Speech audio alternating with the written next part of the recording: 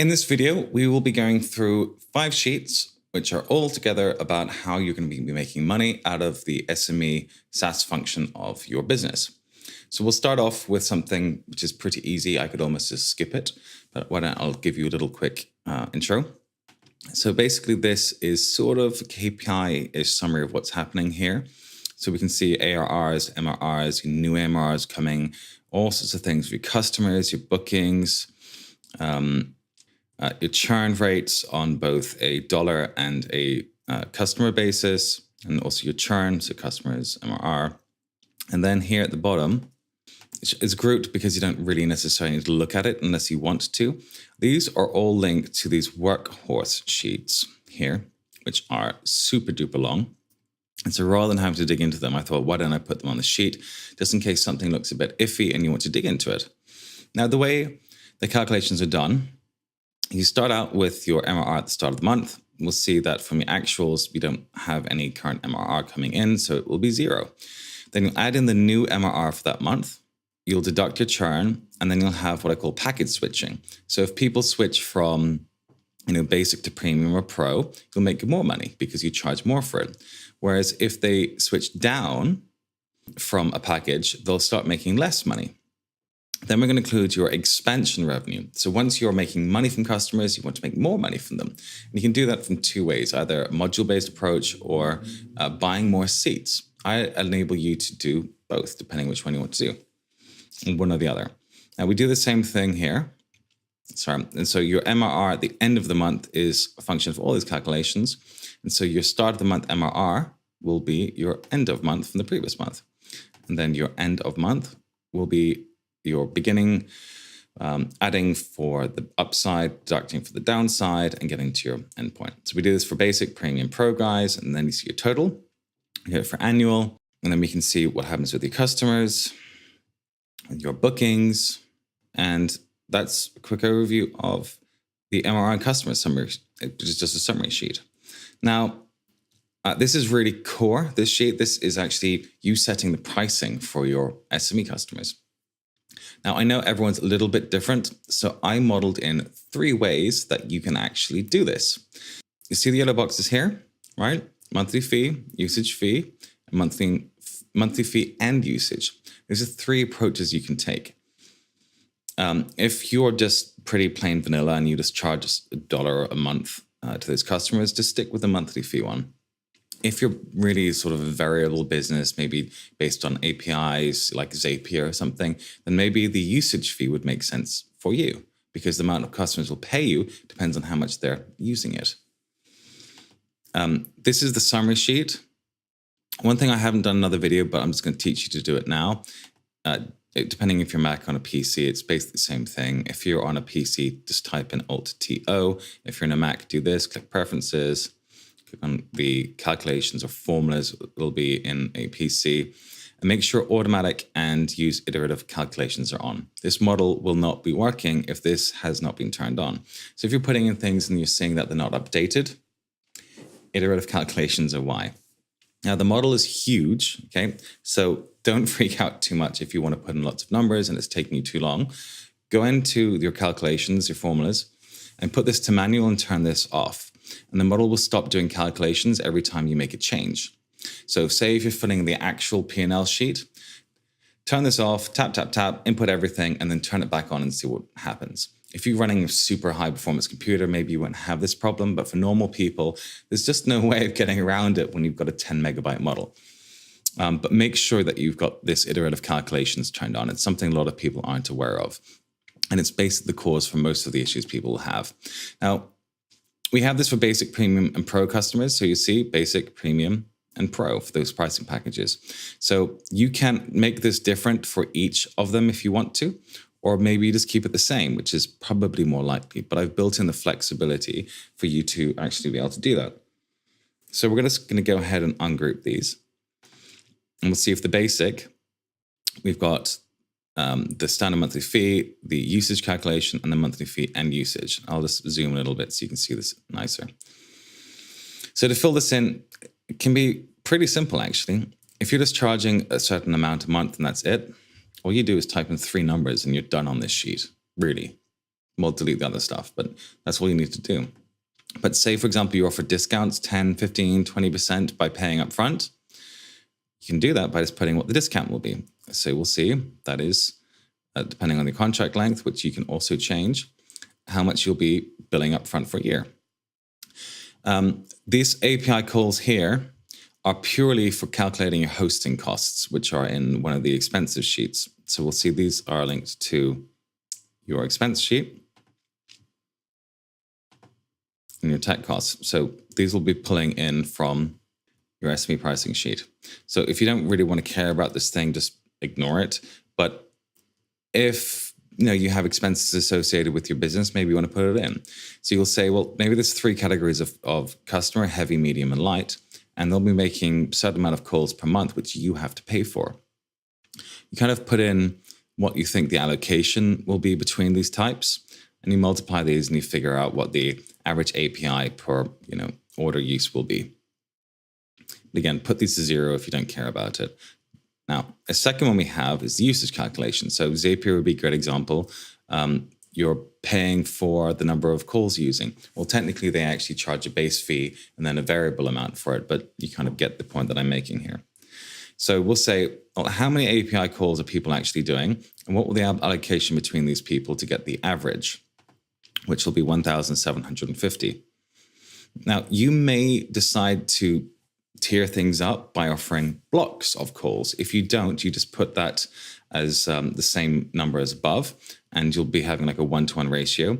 Or maybe you're selling packages of APIs. So we'll see in this case, on average, people are using 2.5. It looks like it's 3, but it's actually 2.5, by the way. Maybe you're offering free blocks, in which case 3 minus 1 will be 2. So that's the number of blocks you're actually going to be charging for, 2.5. How much do you charge per block of API? $35 something? So on average, you think you'll be, charging, $53 for this. And so that will be the average fee you're charging for your usage on a basic package. But maybe you're a bit more complicated, I guess, actually like Zapier, I think with the current pricing, unless I'm wrong, where you charge a base amount and then you'll sell blocks on top, depending if they're really using your product. So this is basically just a combination of the logic from those two. You put in how much the base is, what the percentage is, how you're kind of allocating what you think the average API calls will be, which will be this 1,750.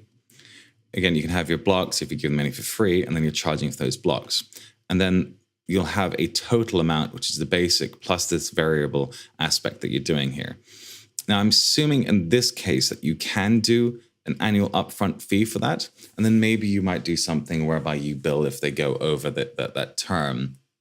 But again, we're talking about assumptions, so you don't really know. You're making your best guess.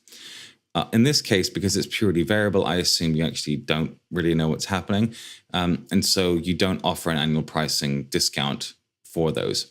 And there's a specific place where the model knows this is happening, and it'll make an adjustment for you. Now, we're getting a little bit technical, but I thought about it and it just works. So you're going to repeat that for Premium. You're going to repeat that for Pro. If you are doing one of the simple packages, basically all you're doing is replicating assumptions, but charging more. So if you don't want to see all this stuff anymore, you're just, say, doing the standard monthly SaaS fee, you can just group these up like this. And you repeat that here. One more time. And we can see the model looks a lot shorter in this sheet because we've only got the standard monthly fee for the basic, Premium, and Pro. See how that looks now? So you don't have to use these options because you're not. And again, remember, you can change those assumptions just by picking the plan, right? And it'll feed through. Next, we are going to start making assumptions about your trials to paid. So all the marketing sheets basically do one thing. You generate traffic through the marketing activities you do, and then you make an assumption in the marketing sheet about how the traffic is going to convert into trials. Those trials then, zoom, zoom, zoom, come into this SME conversion assumptions page, and you're going to make a series of assumptions about how, on average, you think things are going to pan out between different types of buckets of users, annual versus monthly, etc., which we're going to get into now. But just so you can kind of think about it, marketing, traffic to conversion to trial. And then this sheet, you're going to do the next stage, which is trial to actually paid. So as usual, we have the link assumptions at the top. We can see the summary of what the key things are being driven from the sheet. And these will then link into other sheets. I'm just going to ungroup everything to take you through it. You have two types of customers. You have auto onboarded and SME, which I know I should have called that sales supported. That's effectively what it is. You have annual and you have basic, and you have basic premium. Sorry, you have annual and you have monthly, and you have basic, premium, and pro types of customers. So we're going to effectively duplicate this so that you're filtering through to all those little blocks.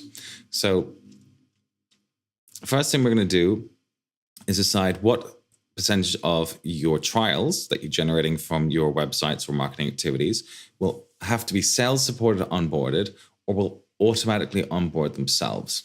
So here you'll see 80% of people automatically onboard, 20% of people will be sales supported. Now those 20% of trials will filter into the sales sheet, and depending on what your targets are for sales guys and how much revenue you're generating, that will tell you how many salespeople you will need to actually support these sales. So we'll see that the leads here, the trials, sorry, are starting to convert into buckets of trials between various people here. So your lead allocation, so where are these trials going to, between auto onboard and SME. Now, the next thing you're going to do is divide people between annual, where they pay up front for, say, 12 months, depending on what your contract length is, or are they just going to be paying monthly? If you don't want to do all the annual stuff, basically it's just because you have discounts and plus you get paid up front. You're going to set this number to 100%, and you'll only be dealing with people who pay you monthly, which I guess quite a lot of people may actually apply. We'll see here that we have, because it's playing the SME pricing sheet, which we just dealt, you're doing it on a monthly fee basis, so this is taking it in. And then we're going to say, of the people that we have who are monthly, who are going to be automatically onboarded, what percentage of those people be basic, premium, or pro? Now, they all have to add up to 100%. This is why this is a formula and not an assumption. So if you want this to be 100%, you set these two to 0. And then we know how many people are automatically going to onboard for your monthly people by the tier that they're going to pay for. Now, for the sales supported or SME, what I call it, I know, annoying, what percentages are going to go to each package, and that'll take on the trials. Now, you have channel sales in the very, very, very last sheet, all the way at the boondocks, okay, where you can forecast how many leads you're basically getting or trials you're going to get from a CPA or CPL basis. I assume that these people are only going to go into sales supported because of the nature of the channel, right?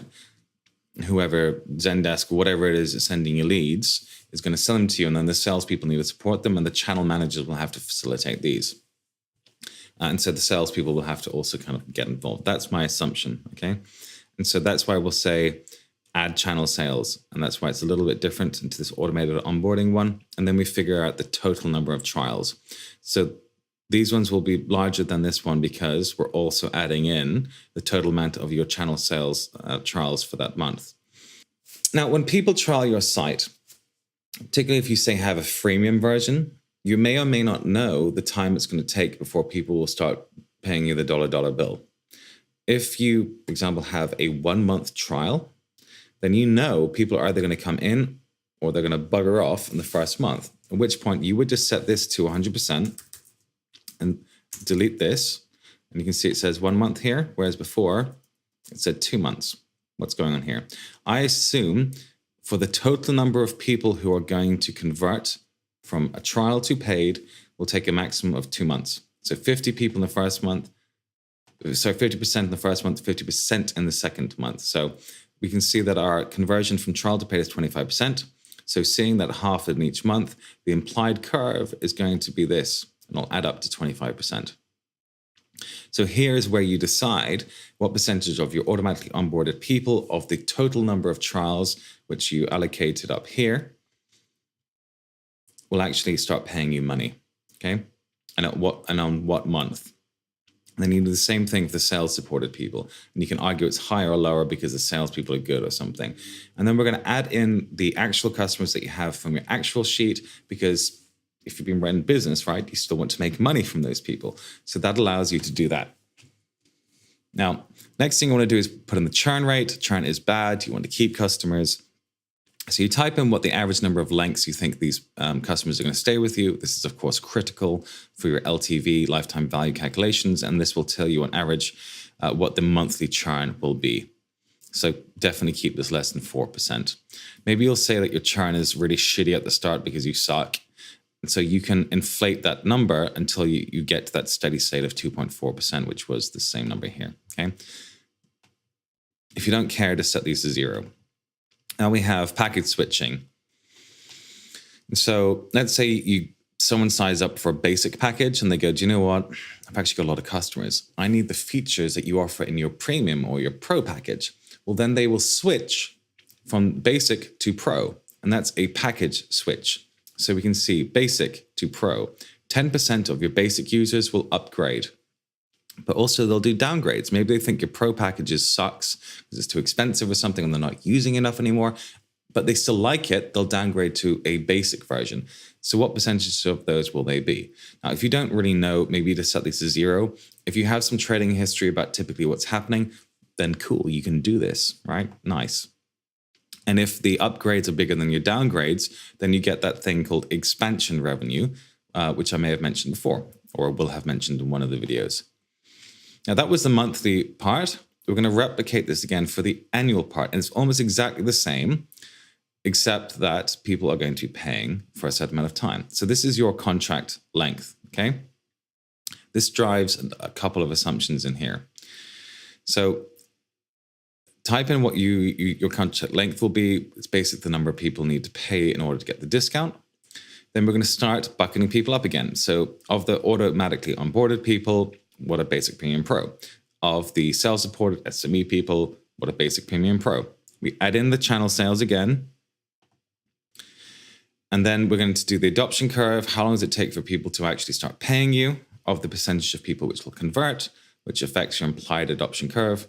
And then we'll say what percentage of people actually convert from trial to paid, 25% or 30% or 1%, I don't know, 100%. Yay. Add in your actuals again of your actual annual people who are paying you. So this will go into the waterfall and you'll start making money out of it. And then your churn rate. But this is on an annual basis, right? Because there's no churn going to happen during the course of a year, or you don't care because they paid anyway. So if they churn, it doesn't matter. You still have their money. Yay. And then that 25% is going to be at the end point. 25% of people go bye-bye, which effectively amounts to 2.4%. So again, you can affect that churn over time. Just remember that it's really going to be somewhere over here where that churn starts happening. So if you say your first year's churn will be higher than your stable rate of churn, then it's after it's on the 12th month of which that's actually going to be happening. So changing it in the first month is not going to do anything. Then again, you can do packet switching, which I've already explained. But it will be after the annual point is the point at which they will make a change, not every single month, okay? Now, the last two sheets I could almost skip over, but these are basically what makes the model so big because they're huge. You can see that there's, 2,100 calculations, rows of calculations in the monthly sheet and something like 4,000, 6,000 calculations, rows in the annual sheet. And oh my God, that was so hard to make, seriously. So I'm not going to take you through this. You can spin through, but this conversion assumptions sheet, all these used to be here, which is I put them in so you can see them. But I was like, do you know what? Do people really want to dig into the workhorse calculations or not? Maybe it would just be nicer to have it in one sheet. So I spent a bunch of time refactoring the model. Just put it in one nice little sheet here. If you want to, feel free to go through.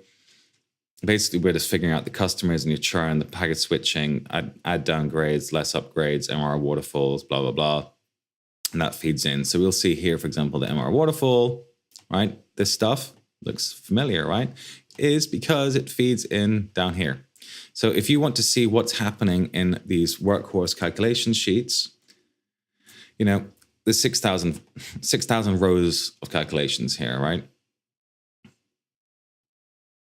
It's huge. So do you really want to have to go through this? Trust me, you probably won't understand the calculations anyway. Or if you do, cool, check them for me. You can just go into this summary sheet and actually see what's going on for your monthly and your annual people, for your revenues, your customers, and your bookings, etc. Okay, so all the interesting bits that are in these calculations are fed into here. Everything that's in here is coming from this sheet. So this sheet just drives these two calculations, so the monthly one and the annual one. So the annual one is different to the monthly one. It's a lot more complicated because there's this stuff that happens that you have to factor in at an annual point, especially if you want to enable you to do lots of variables. So let's say you change your pricing over time. When people are up for renew, they'll take your new pricing, not your old pricing. Like, I've really thought about all little edge cases here. It's total overkill. It's about as accurate as you can get. So if your assumptions are good, the model will be great. If you want to have a play, feel free to go through. If you're interested in learning about Excel, go into the annual sheet and look at some of the calculations and the logic of how it's done, and you'll see all sorts of little weird things like with offsets. And I mean, look at this thing. This thing took me 2 weeks to figure out. Okay, well, some of it. You'll be able to pick up a lot of learnings to become an Excel super pro. But again, remember, you've got a job, you're building a startup, so there's better things to be doing. But if learning Excel is something you want to do, just take a look at this spreadsheet. Okay, that's the end of this, guys. Have a play. These are really important. I would probably start in your pricing sheet, do the marketing, and then come back in here and make your conversion assumptions, and you're good to go.